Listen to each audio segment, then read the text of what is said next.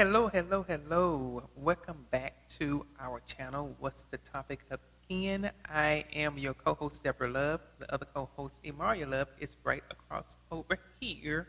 And this is going to be a solo podcast because I'm going to be doing my perspective of working from home. I've been doing this for a few years, and I just decided I just want to go with some of the things that I felt that was okay and maybe not okay as far as working from home.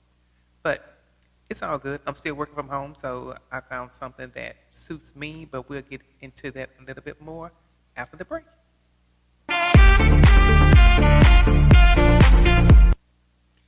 Yeah, your other co-host, Emairia Love, aka Mars, on the internet, will be asking me some questions. I wrote down some things for her, and she's going to ask me some questions, and we're going to take it as if it's an interview for me as far as working from home from my point of view. All right, so being an insurance agent, how was that for you anyway? Okay, so one of my first jobs I had working from home was being an insurance agent with this company. And the thing about that, of course, if you're an agent, you have to be licensed in your state in order to sell life insurance and health insurance or any other type of insurance. As far if you're a real estate agent, if you doing property and casualty. So my thing was life, accident, and sickness, or life, sickness, and accident. However it went, I still have my insurance license as well. Even though we moved, I had to take the test again when I got here. That's a whole nother story. But working from home as an insurance agent, one of the things that I disliked about it is cold calling. I don't like to try to, I don't like trying to get someone on the phone and really pressuring them into buying insurance from me. I always felt like if somebody wanted insurance, they'll call you and they'll ask you for it. Most of the people like to get the things in the mail, read over it, and then make their decision. Some people don't like just going through the entire process over the phone. Some of them do. Many people do buy things over the phone, but I just didn't like having to call them and then getting hung up on, people cursing you out. We did have a script, but you had to be kind of like pretty quick with it and really, really know the script in order to, as they say, come back, have your rebuttals um, at the top of your mind as well. If someone said that I don't have time, and then you say, just give me a minute and let me talk to you about this life insurance policy and what it can do for your family at their time of needs, then maybe they'll give you that minute. So most people don't see the value in the life insurance policy, but they do have policies out there that you can use while you still alive. So those were some of the things that people will really gravitate towards, because most of the time when people think about life insurance, they're thinking about that's going to be the money that you're going to use in order to put that individual away. So you can also have policies that you can put in place, whereas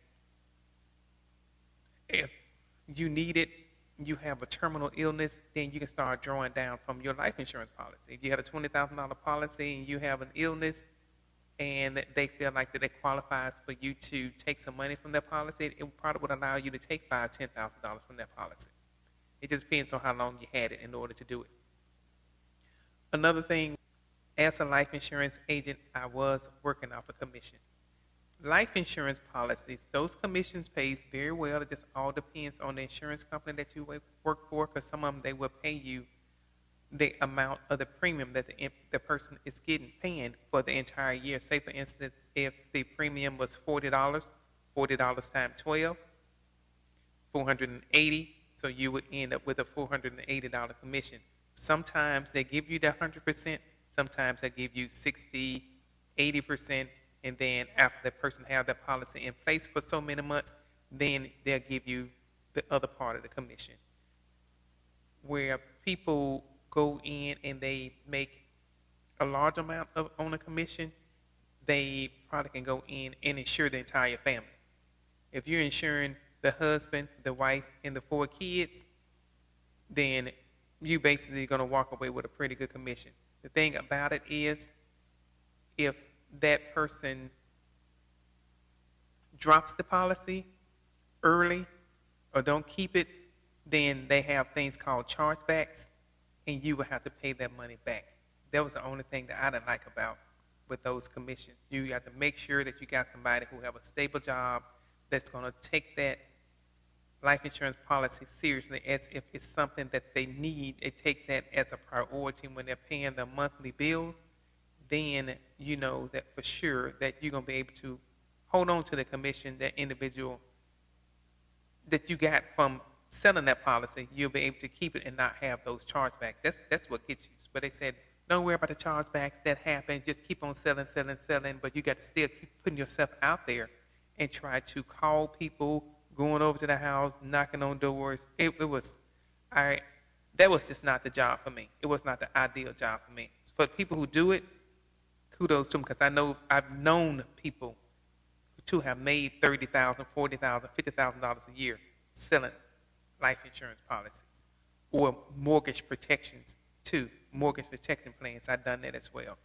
It's just all about what you want to do and the honesty in it when you're doing things like that. I will ask this question that is not on this paper, but Mhm. more a sense of how long have you been doing insurance? Yeah. I've had my license. I've had my license since 2017, so 7 years. 7 years. Well, I mean, as far as selling, the last time I've sold insurance was in 2019. So now I use my license basically for the other. We can segue into the other job, not my first one. I know you're looking at my first one that I had as far as working for a company from home. But I use my accident and sickness part, the health aspect of my insurance license as far as doing Medicare.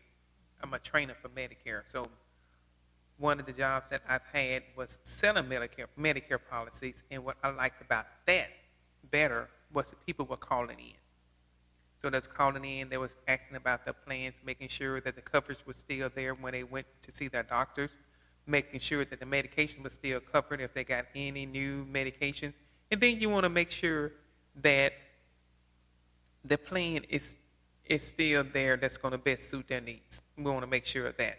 So as being a Medicare agent, you were getting paid by the hour. So you was going to get paid regardless of whether you made a sale or not that day. But that company wanted to make sure they were numbers crunchers. So they wanted to make sure that those sales was done. And being me and the integrity that I have, I want to make sure that I'm not trying to upsell somebody on something in the plan that they're already in is suitable for them. So that thing right there for me, it still just goes back to integrity when you're doing things. Because you look at that aspect, when you think about Medicare, you're thinking about people that 65 years or older, people that's disabled, people probably that's maybe on a disability and they still under the age of 65, and then they can still qualify for Medicare and Medicaid. So those are called the dual status people. And with them being in having those medical conditions, the plans really, I'm gonna say policy. The plan is really good for someone that's dual status. So I like doing those because I always put my mom in mind when I am talking to an individual on the phone, because when they get to that age, they really don't have too many people their own age that they really communicating with, and they really have to depend on that person that they're talking to on the phone to make sure they understand what they're getting into and to explain that to them, because this company have had children to call and cancel the plan because they saying that the individual was being taken advantage of because no one was there with them when they did that. They didn't want them to do it. That's when you have your power of attorney or your custodians over you when it come down to an elderly parent. And I understand that. But most of the time when we do ask questions like that. So most of the time they say, oh yeah, I make my own decisions. And then a child will step in and say they don't. and then they want to come in and just drop the policy.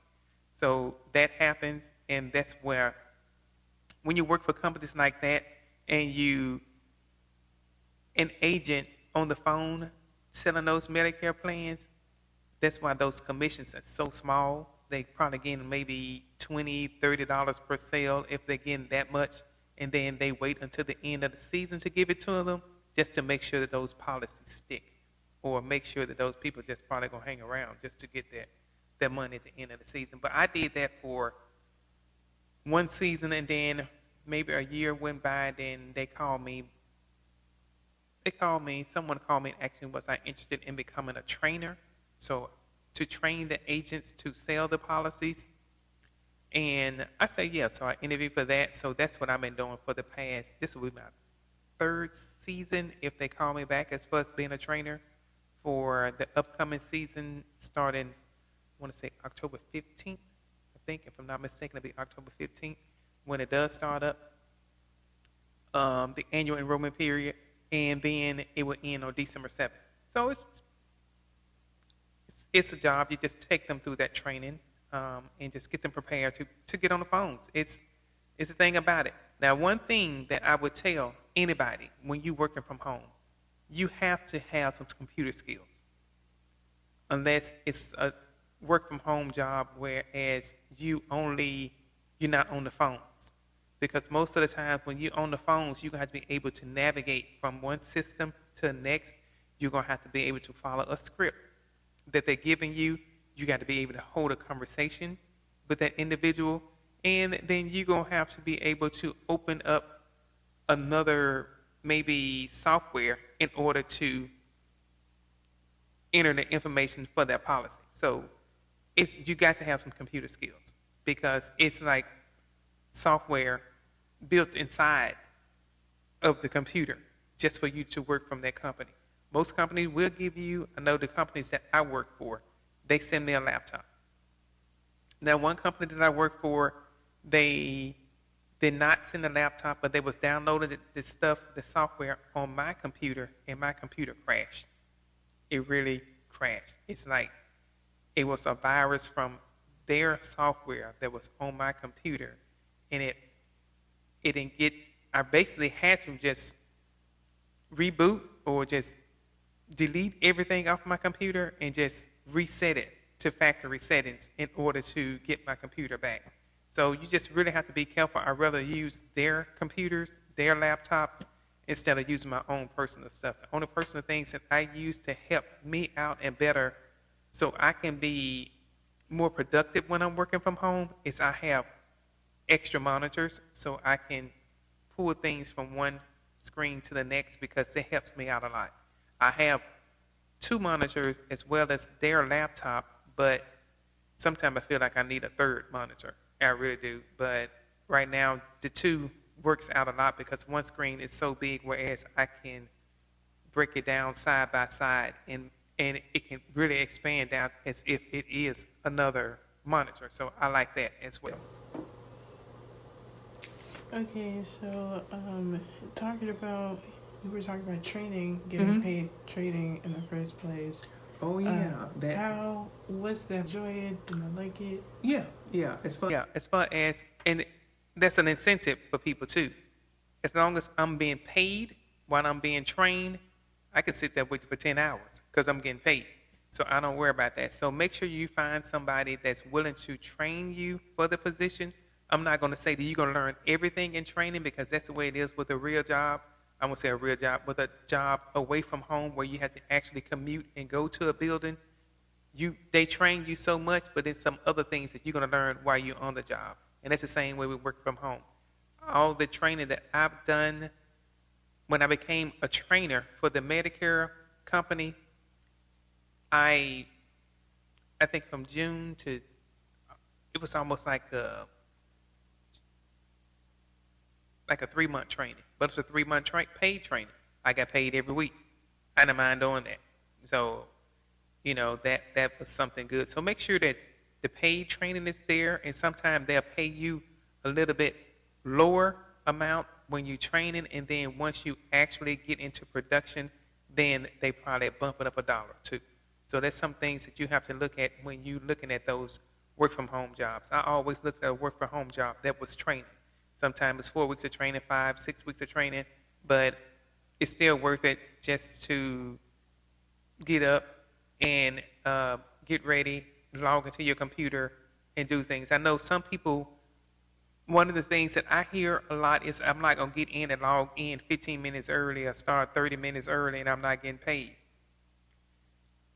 I beg to differ on that part because I want to make sure that all of my systems are working. I want to make sure that my internet is going when I get up in the morning. So sometimes it does take getting up 15 or 30 minutes until you get used to the software. And once you get used to the software and those apps that's built into the software in order for you to do your job, then maybe 5-10 minutes and you're good to go. I know one job they said it's okay for you to sign in or clock in 5 minutes early. Another job said it's okay for you to clock in 15 to 30 minutes early. So just take advantage of what they're giving you. And if it takes a minute, because you got to get used to, it's certain systems sometimes. I know with the Medicare job, you had to log in a certain way in order for the system to communicate with each other. If you didn't log in that way, your headset wasn't working when you got ready to take phone calls. You couldn't hear anything. And then you call in the tech support team, and they're going to ask you, which way did you log in?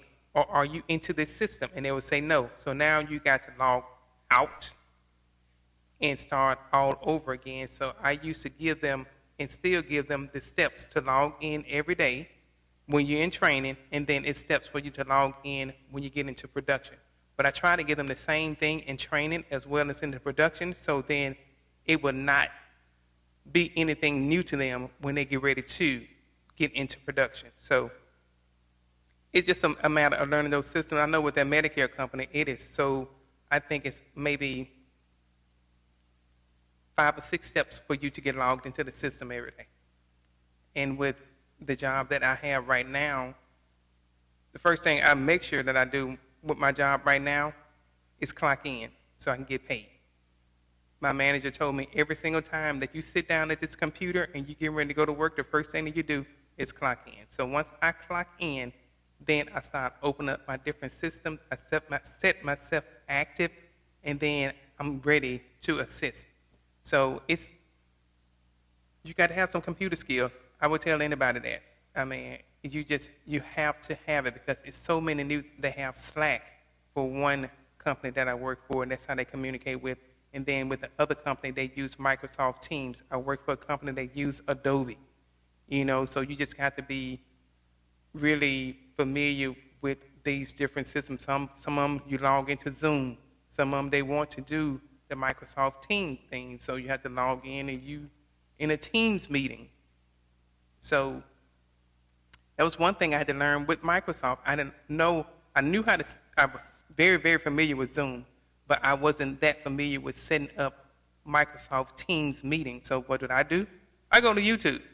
Because some people say, "Well, just send me a link to your Teams, and then I can join the meeting." So I had to go in, and I just had to do that and learn. I don't mind telling anybody I go to YouTube to find things because they have everything.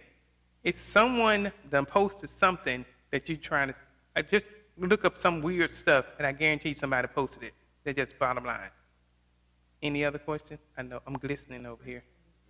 All right, we'll be back after this break.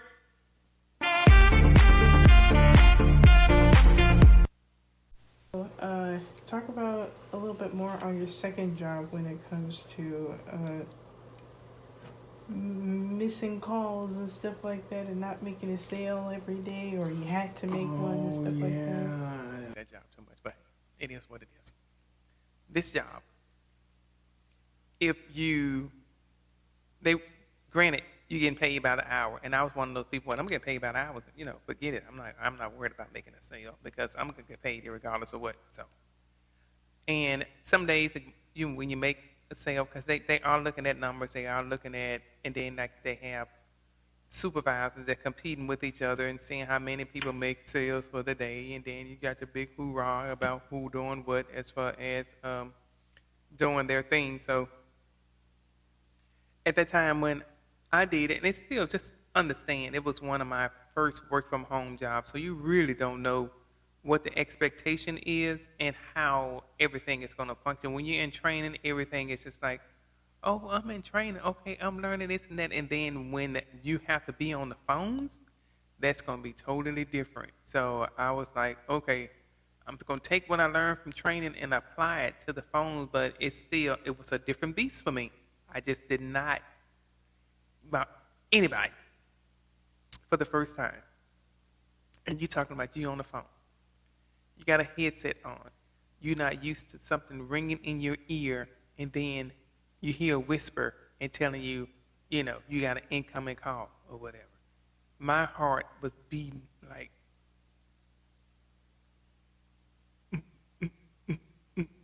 take that like 10 times. It was beating hard, and I was like, wow. And then the first call came in, and then you said, thank you for calling, and blah, blah, blah. And I'm like, oh. And then I'm hearing a person, then I'm like, okay, now I got to follow the script, and I got to make sure that I'm typing, and I got to make sure that I'm doing this and that. It was just like, it's crazy. You really, really have to maintain that composure, really understand that person don't know you, you don't know them, and just take the call. But it was still navigating those systems at the time. It was just like, okay, I can see them on the screen. I got this open up, and they tell me to do this right here.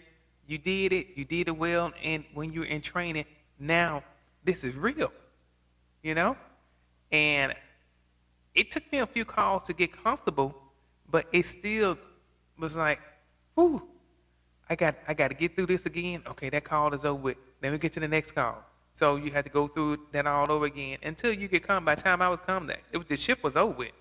And my heart was pounding. I'm like about to have a heart attack out here trying to answer the phones and make this Myrnies. But I did it. But I can tell you one thing. Answering the phone is not for me. That is just not for me. I could not just do that all the time. It's just like, I'd rather chat with you than be on the phone. That's just me. Now, I can chat the daylights out of it. I can get back with you. Hello? Oh, yes. Yeah, I got that. So I can do all that stuff. I'm fast at typing. I can chat. I was really, really good at that part. If I had to get back on the phone again, so I just want to chat. I don't think I want to just get back on the phone. Just put me in a chat room, and I'll chat it up. But it was an experience. Now, another company that I worked for, and it may have been my first work from home job. I think I skipped that one. My first work from home job, they did training, but then once you got in there, they wanted to do like some quick 1 week training, and it was just too much. I quit that job. I don't even think I told my family I quit that job. I faked like I was getting up, going to work every morning, going to my office. I was sleeping. I didn't do that. I really did. I couldn't do it. It was like it was just too much. That one right there, I don't even think I had a second monitor for that job. And it was just too much to try to navigate, telling you split screens. And it was not like you was working with one company this was one where I was working for a company and I had to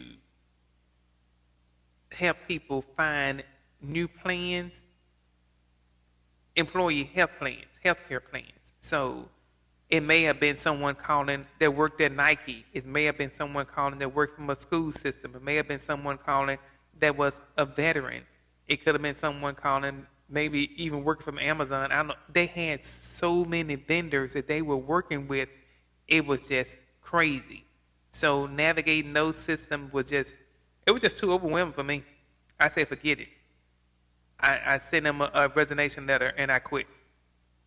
And I ain't never worked for that company again. I said, we don't hire quitters. So he called me back. I'm just saying.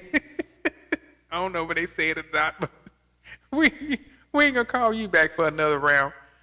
But I did get something from them the other day. Now I think they got me mixed up in their stuff. They don't even realize it. But yeah, I couldn't do that anymore. Nope. Okay, then let's talk about your third job anyway, which is your most recent one, and how much you enjoy it the most out of like the other ones. Okay, so the job that I work with now is it's in my wheelhouse. I have a background in accounting, so and I do tax returns. So when it came to that, the crazy thing about this job was the first year that I got interviewed for the position, they asked me, did I prepare a certain amount of returns per year? And I told them no. So they said, well, we're looking for people who've done over 100 returns for the tax season, and since you haven't, then I didn't qualify for the position. I'm like, okay, and I left it alone. And maybe a month later, they called back. They said that they had went back and revised the qualifications for the job and asked me was I still interested, and I told them yeah. And I came in as a tax associate. So yet again, I was back on the phones. But the thing about it, they had paid training. It was self-paced training, but you still had to be done with it by a certain period of time so they can get you on the phones. And still, yet again, my first phone call, my heart was beating out of my chest. But I was able to see the screen that the person was seeing. So once I can see their screen, I'm familiar with the software for this tax company. I didn't have a problem with it. It was just that you don't know what question you're going to get. You don't know what issue the person is having in order to resolve their issue. They did have a script as well, but it was just really, really a short script. So I was fine with doing that. And they gave you a bonus at the end of the year. Every year with this company, every year you get a new contract, they give you a pay increase. So the pay is good. It's just that you need to have some type of tax background in order to get in. I know with some people they don't really have a big tax background, but they were able to get in as assistants and not as associates. So you still continue to train it throughout the tax season, and I really, really love this company. And this is my 4th season working for them. So I've gone from tax associate to full service tax expert to a lead support, a tax support lead or a lead. So now I'm not on the phone. I did my 2 years as being on the phone, and this is my 2nd year as far as being in this lead role. And I'm really enjoying it because I'm helping people that are on the phones. So we just do a lot of research. It's a lot of tax knowledge. It's people in the Zoom room assisting each other, and then we assisting the experts that's on the phone. So I love it. I really do. And I tell them that all the time. So it starts so quick and for the time frame, and then before you know it, they're like right now, it's right around the corner in about 3 weeks, then that'll be up with. And I'll be starting on another adventure that she has hyped me up for today, gave me a little motivational speak. So I'm going to get in and start working on that. I'm going to give myself like a 2-week, I'm going to take a 2-week vacation, give myself about 2 or 3 weeks after this season is over with, and then I'll start doing some other things. But it's been excellent working from home because I like the fact with me, and she can tell you, this is how I am. And this put me in the mode, and I can tell anybody if that's what you want to do. Most people feel like, oh, you work from home, you can get up, you can go walk around, you can go wash dishes, you can cook a meal, you can wash your clothes. No. One company that I work for, you have to be on camera. That is their policy. And some people want to I know the first season I think I worked, and this young lady, she had her camera facing the ceiling. And they were like, well, you have to be on camera. Some people be like in a dark room just to not be on camera. And granted, I was one of those individuals that did not like to be on camera. But as Eric, the hip hop preacher, says, you got to get comfortable with being uncomfortable. That is one of my motivational things. So once I got comfortable with that, I didn't even worry about it. I had to tell agents every season, you need to be on camera, you need to be on camera, and they do not like that. Somebody got, I can't be on camera because my camera's not working today. I can't be on camera because they didn't send me a camera. I can't be on camera because I don't know where it is. It's a whole lot of excuses. Just be on camera. You want to get paid? That's their policy, and I'm sure you learned about it. I would say just showtime and show up. And that's what I do. I don't worry about it. I just talk. I get on there, I do what I have to do, and you're going to have to talk. Now, that's one job. The other job, they want you in the room, or it's really not a requirement to be on Zoom, but you get your best help when you're on Zoom. You're more productive when you're in the Zoom room. So now we have avatars. So you create your avatar, and you on camera with your avatar. Now, when the manager comes in the room, then everyone turn their avatar off, and then she can actually see us in the room. So I don't have a problem with that either, because I get up every day, I take a shower, I put on clothes as if I'm going to a brick and mortar to go to work. If I don't do that, it makes me feel, like I'm not going to a job. But I get up and that's what I do. I have to do it. It wakes me up. And when I get on camera, I'm ready. I'm all flawless like this, like I am right now. And I'm on camera. So that's what I do every day. It's fun. Any other question? I would say more sense of, these are just my own personal questions, Okay. people. So, more sense anyway. If you would probably tell anybody that wants to probably start doing insurance, probably what's the top 3, top 5 things that you probably would say to somebody if you go get in this field. These are probably my top things that you probably need for sure. First of all, to get insurance as far as life insurance, because that is the best commission as far as life insurance, especially if you're going to be an individual producer. You're going to have your state license. So your first thing was to make sure that you go to your Department of Insurance website for the state and look at their requirements. Most states, as far as passing the test, is 70%. I know that's how it was in the state of Louisiana. Here, I think it was 70% as well. But one thing I like about Louisiana, when I failed those tests, and I failed a couple of times, when I failed the Louisiana life insurance test, I think I was taking life and health. When I failed that, I knew what I failed with. In the state of Georgia, and thank the Lord, thank you, Jesus, I studied. And you can tell them I studied. I studied so hard because I didn't want to pay. I thought I heard somebody knocking. Oh, you got to cut that out. But I studied hard because in the state of Georgia, you have to pay. If you don't take the life and health exams together, then you have to pay to take the life exam and come back and pay again and take the health exam and then go back and do your fingerprinting. That's paying. So just be prepared to be out about $300 right off the top. As far as this, because you're going to have to pay the state to take the state exam. You're going to have to pay someone in order to study for the exam. So they have what they call it, a pre-licensing program. So you're going to have to pay for that. You're going to have to pay to take the exam. You have to also pay to get fingerprinted. And you're going to have to then pay the state to get your license. And so I know I was out about $200-$300 just to take it. Let me tell you what I did wrong.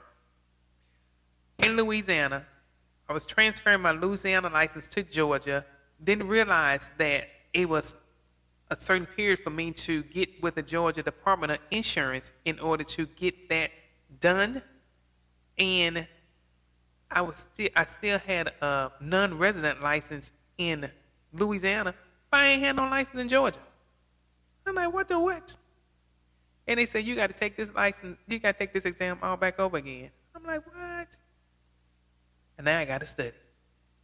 So, who I used for my pre-licensing was 80 Banker. It's some other companies out there too, but that's what I used when I first became a licensed agent in Louisiana. So 80 Banker worked for me. And they were pretty reasonable. And then, you know, you take so many tests. And then I think with them, they had like 100 question tests, 200 question tests, and they kept on. I just kept going through those questions over and over and over and over and over again. So by the time that I went and I set up to take the exam here in Georgia, I don't know what it was. Only thing the lady said is, congratulations, you passed the test. And I was like, oh, thank you, Jesus. Because it was like, you really, I can tell you, with those questions, it may be one or two questions that you may be familiar with. That's just me and my perspective. It was just that you had to really know the information, because they can word the question, and one word in the question could be wrong. This and this or, you know, it could be wrong. So just, and it's a lucrative job if that's what you want. I mean, you really, I would say you really have to hustle. Now they have, you know, you can buy leads from companies. They got lead generating companies. You can buy leads from companies. They have, I think the most expensive leads are the ones that people are really looking, and they probably will buy from you. And some people will buy leads for that's $5-10 a lead, but I don't know. I've done that before, and it was almost like you want to make sure that you get your money back. If you spend like $25-30 on the lead, you want to get your money back from that. So it's just, to me, it's really, it's a hustle. I wouldn't even say hustling, because you're not hustling. It's a life insurance. It's a commitment. That's basically what it is. You're going to have to be committed to making so many phone calls a day, doing so many appointments, or making so many sales. You're just going to have to commit to it. And I was just not that individual to make that commitment. Just being on the phone, dialing, hoping someone answers, hoping someone is there. And if they say call me back, it was just a lot. So Debra Love was not that person for that. I just rather somebody, I'm seriously, I can take an incoming call with my heart beating out of my chest, knowing that someone want to look for that information, than having to call somebody to see if they did remember sending in the postcard in order to get it, or going online doing that in order for someone to call them to get a policy. Because if you all know, and I know some of you do know, if you go on the internet and you put your information in for certain things, you're going to start getting phone calls back to back. Different people are going to be calling you. You can just be calling, just getting the insurance quote, and all these people are going to be calling you from different insurance companies. That's what it's all about. So it was just not cut out for me. Okay, we'll take a break and we'll be right back.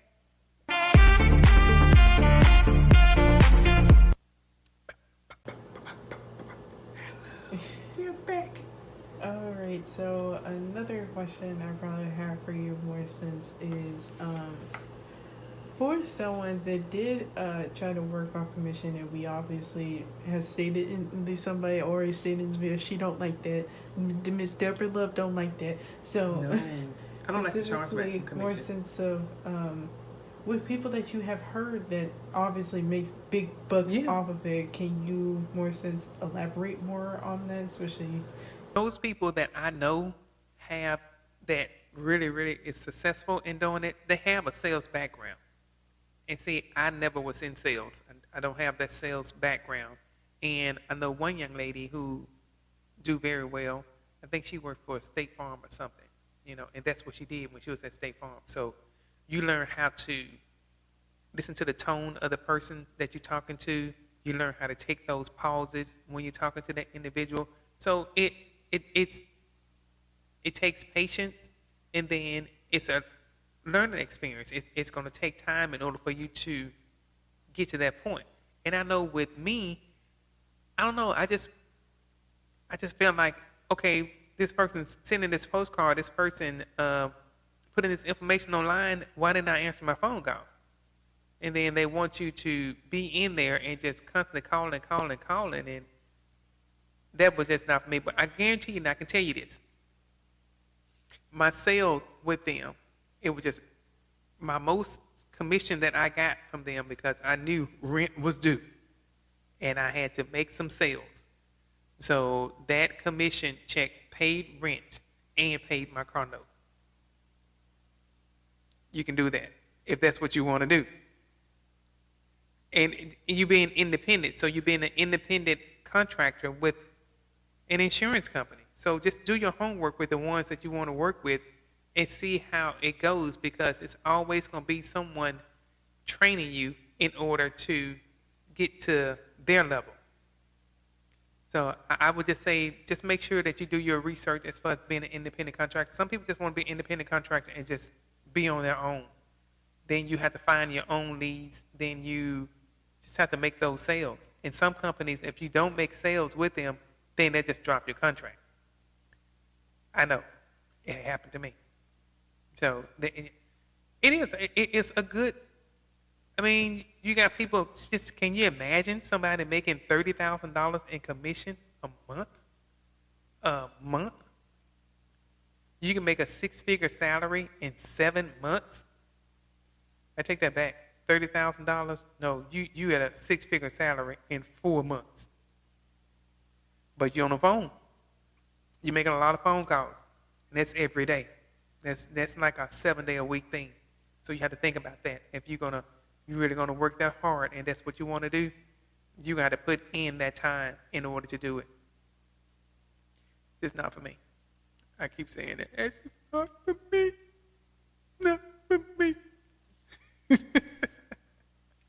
So to end this round off anyway, of you talking, because you basically got all the bulletin points, or at least I made you get all the bulletin points up in here. So I would say last thing, just like I said, once again, you sporadically talked about this during the whole podcast about working from home. If you had to put a step-by-step process for somebody if they want to work from home and just, being comfortable or having a routine regimen, what would you put in some of those steps? First of all, you're going to have to make sure that you have a separate space that's quiet. You have a desk set up. Most of the companies want you to have your router where it's going to be hardwired, so you're going to have an Ethernet cord running from your router to their computer, so that they know that it's safe that way. I would definitely say you definitely have a desk space. Definitely have, I know with me, I have bottles of water. I have snacks in my desk as well on the days that I work. You have to make sure that you're in a quiet space, because I know they give you headsets that's noise, that cut down on the noise. They give you those type of headsets. But me, I didn't feel like they were the most lucrative ones for me or the best fitting ones, because I just go buy my own. I go to Walmart and I buy my own. The companies that I work for wanted you to have 2 keyboards, one that went straight into the laptop, and then they wanted you to have an external mouse as well that went straight into the laptop. They give you these hubs as well, so just be prepared for that. But make sure that you have a good internet provider, because mine, it shuts down on me a few times. I mean, I can be talking and all of a sudden my computer shuts down because my internet, it goes out. Right. So the internet goes out. So make sure you have a real good internet system. Yeah, and if you have some that you can choose from, I know most companies don't want you to go with like a Verizon, because they knew and they may not have that system set up the way an AT&T or a WOW or a DirecTV, those companies that's been out around a while, that have that fiber optic system and stuff, but they still want to make sure that it's hardwired. When they say hardwired, they talk about Ethernet cord running from your router to their laptop. Make sure that you are going to be focused. You're working for somebody. They paying you. Some companies start off $20, $30 an hour. Somebody probably say, who pays $30 an hour? Trust me, I know. Some companies will pay you that amount. You will just probably have to build your way up to it. But I do know that a company that I did work for, they did start me off at $20 an hour. So, and that was, I can tell you, that was the Medicare company. So they did start me off at $20 an hour. So that's still pretty good. Make sure that, I know some people, when you're on camera, it's just you.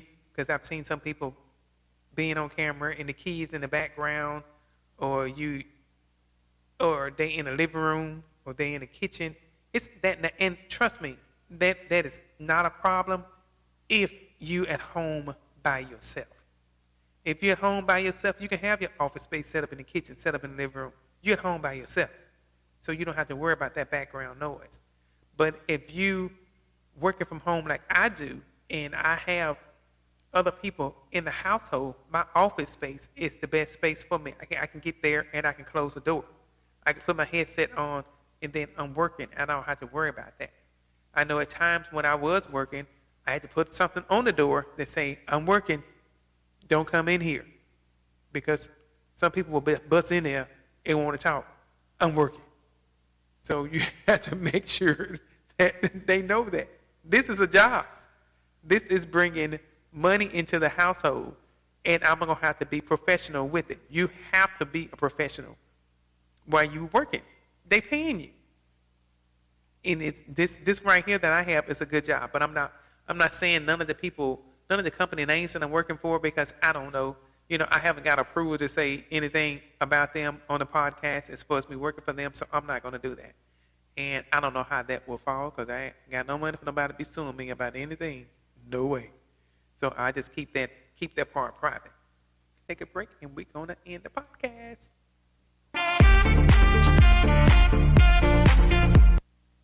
I want to thank you all so much for watching and listening to what I had to say as far as working from home. Again, this is just from my perspective. It's not from anyone else. I haven't interviewed anybody. This is from me and what I have done with the companies that I work for. It's 2 companies that I work for twice a year, and I thank the Lord that I've been blessed enough to have those companies to keep coming back, asking me to come to them for the past 3 years. So, and it allows me to really sometimes be off for the entire summer. So I really enjoy that, but really thank you so much. You can listen to our podcast episodes on Spotify, Apple Podcasts, and YouTube, of course. So please go check out our website at www.whatsthetopicagain.com, and you can check out our blog page on the things that we've covered so much, things that we covered as far as this season, and so much more is out there, especially on our website. So hope to see you guys next week. Bye.